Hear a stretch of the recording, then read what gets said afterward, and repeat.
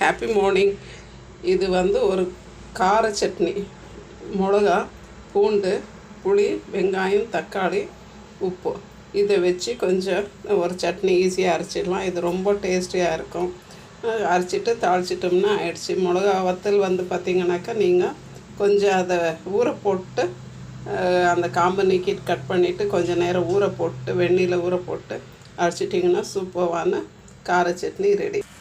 பாருங்கள் ஃப்ரெண்ட்ஸ், நம்மளுடைய கார சட்னி நல்லா வதக்கி அந்த மிளகாவை ஊற வச்சதை எல்லாம் பச்சையாக அரைச்சிட்டு பின்ன கொஞ்சம் எண்ணெய் ஊற்றி வதக்கிட்டு இந்த தாளிப்பை கொடுத்தாச்சு.